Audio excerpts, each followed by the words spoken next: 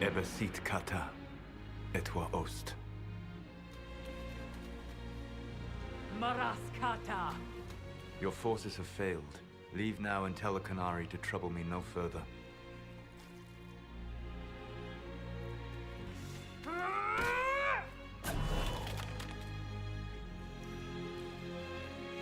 Solas.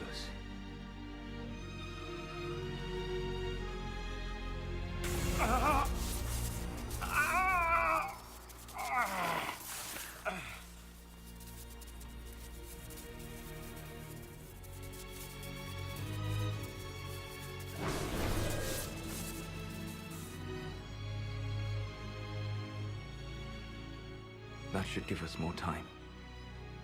I suspect you have questions.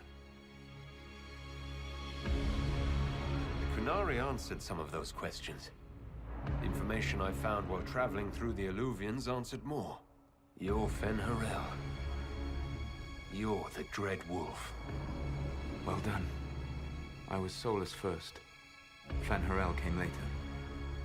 An insult I took as a badge of pride. The Dread Wolf inspired hope in my friends, and fear in my enemies. Not unlike Inquisitor, I suppose. You also know the burden of a title that all but replaces your name.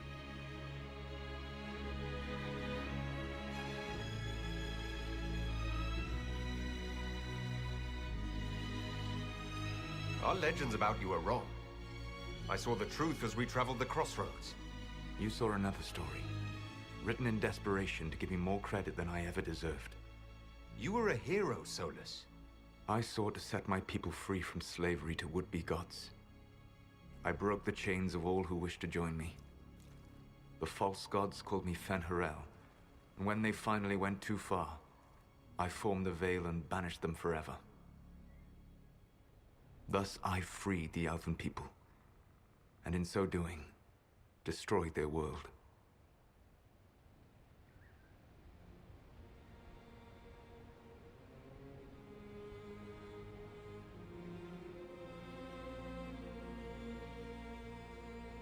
How did creating the Veil destroy the world? You saw the remains of Via Dathara. The library was intrinsically tied to the Fade, and the Veil destroyed it. There were countless other marvels, all dependent on the presence of the Fade, all destroyed. Your legends are half right. We were immortal. It was not the arrival of humans that caused us to begin aging. It was me. The Veil took everything from the elves, even themselves. You love the Fade. Why would you create the Veil to hide it all away? Because every alternative was worse. Meaning? Had I not created the Veil, the Evanurus would have destroyed the entire world.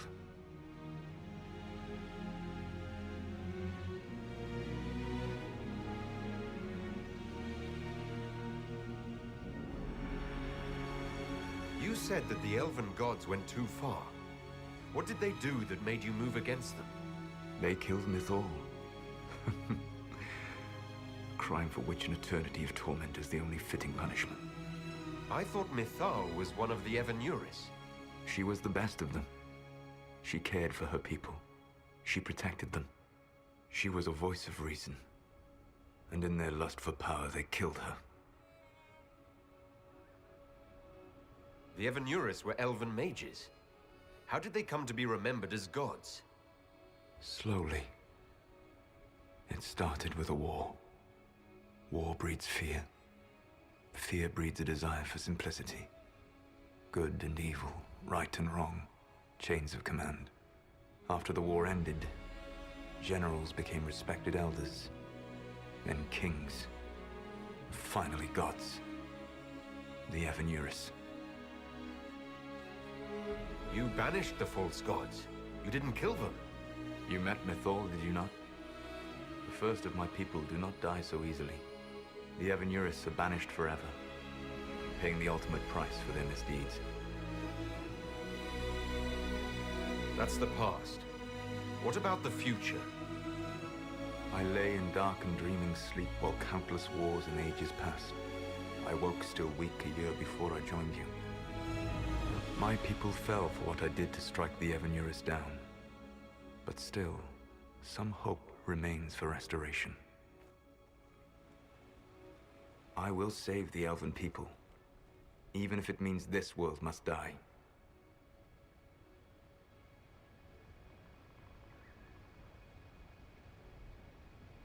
Why does this world have to die for the elves to return? A good question, but not one I will answer. You have always shown a thoughtfulness I respected. It would be too easy to tell you too much. I am not Corypheus. I take no joy in this. But the return of my people means the end of yours. It is my fight. You should be more concerned about the Inquisition. Your Inquisition. In stopping the Dragon's Breath, you have prevented an invasion by Qunari forces. With luck, they will return their focus to Tevinter. That should give you a few years of relative peace.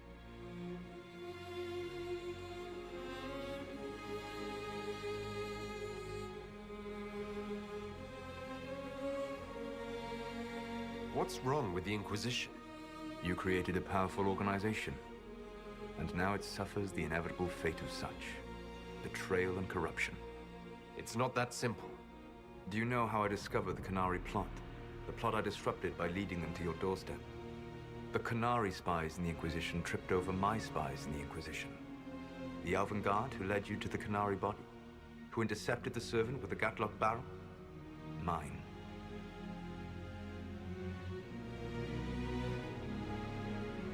Why bother disrupting the Qunari plot if you're going to destroy the world regardless?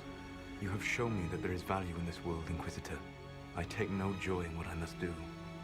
Until that day comes, I would see those recovering from the breach free of the Qun. Why? Because I am not a monster. If they must die, I would rather they die in comfort. In any event, it is done. I guess we owe you for that one too. I hope it gives your people some final peace. There's still the matter of the anchor. It's getting worse. Yes, I'm sorry. And we are almost out of time.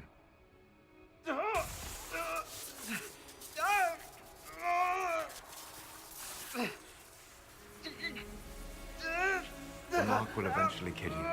Drawing you here gave me the chance to save you. At least for now.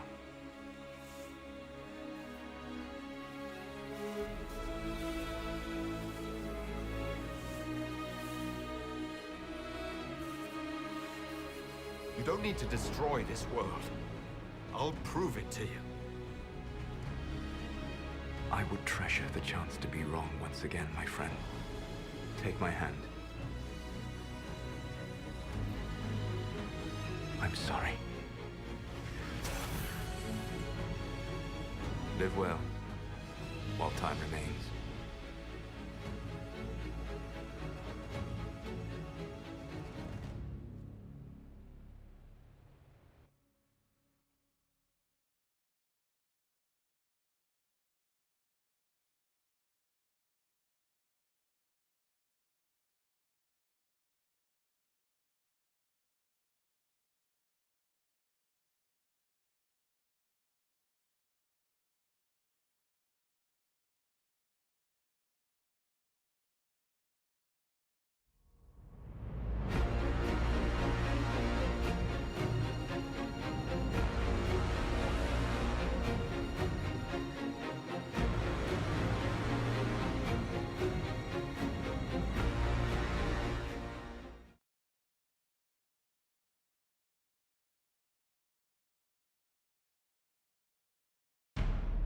Something must be done, but we cannot lose the Inquisition now. We stand on the brink of war with the Qunari. Yes, because this Solas provoked them in the first place. We apologize for not informing the summit beforehand. We were concerned. Of course you were! The Qunari spies were inside your organization! Without our organization, none of us would be here to complain. No one has forgotten what you have done. But Corypheus is 2 years dead. If the Inquisition is to continue, it must do so as a legitimate organization, not a glorified mercenary band. Inquisitor.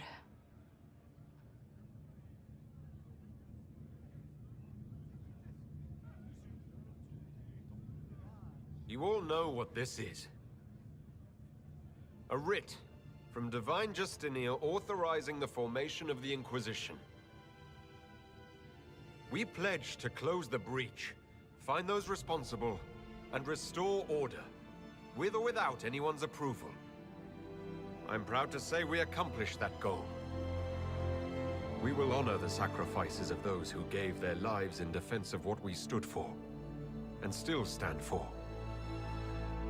Because our work is not done. Where we led in war, we will now serve in peace. The Inquisition will act as Divine Victoria's personal honor guard. Answering directly to her, we will transition from a military force into a peacekeeping organization.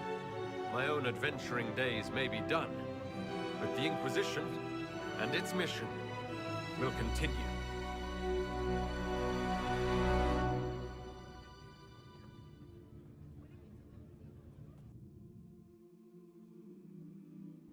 Make a smile upon you.